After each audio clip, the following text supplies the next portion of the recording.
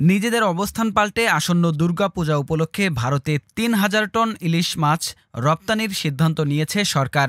দেশটিতে ইলিশ মাছ রপ্তানির অনুমতি দিয়ে আজ শনিবার বাণিজ্য মন্ত্রণালয় থেকে একটি বিজ্ঞপ্তি প্রকাশ করা হয়েছে। বাণিজ্য মন্ত্রণালয়ের রপ্তানি ২ শাখা থেকে এক বিজ্ঞপ্তি দেওয়া হয়। এতে বলা হয়েছে, রপ্তানিকারকদের আবেদনের বিপরীতে নির্ধারিত শর্তাবলী পূরণ সাপেক্ষে ৩,০০০ মেট্রিক টন ইলিশ রপ্তানির অনুমোদন দেওয়া হলো।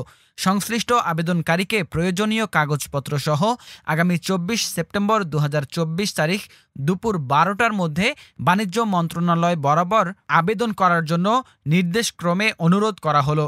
উল্লেখিত সময়সীমার পর প্রাপ্ত আবেদন গ্রহণযোগ্য হবে না। যারা ইতোমধ্যে আবেদন করেছেন তাদের নতুন করে আবেদনের প্রয়োজন নেই বলেও উল্লেখ করা হয়েছে ওই বিজ্ঞপ্তিতে। শেখ হাসিনা সরকারের ক্ষমতাচ্যুতির পর অন্তর্বর্তী সরকার ক্ষমতা নেওয়ার পর ভারতের সঙ্গে সম্পর্ক উত্তেজনার মধ্যে ভারতে ইলিশ রপ্তানি বন্ধের ঘোষণা দিয়েছিলেন মৎস্য ও প্রাণী সম্পদ বিষয়ক উপদেষ্টা ফরিদা আক্তার।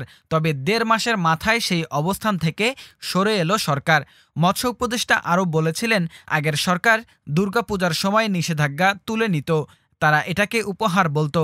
এইবার আমি মনে করি না আমাদের উপহার দেওয়ার দরকার আছে, কারণ ভারতে প্রচুর পরিমাণে রপ্তানির অনুমতি দিলে আমাদের লোকেরা মাছ খেতে পারবে না। এর মধ্যে ভারতের পক্ষ থেকে ইলিশ পাঠানোর আবদার করে বাংলাদেশের কাছে চিঠি পাঠানোর খবর পাওয়া গেছে। এক খবরে হিন্দুস্তান টাইমস জানায়, গত ৫ বছর ধরে ইলিশ আমদানি হয়েছে বাংলাদেশ থেকে।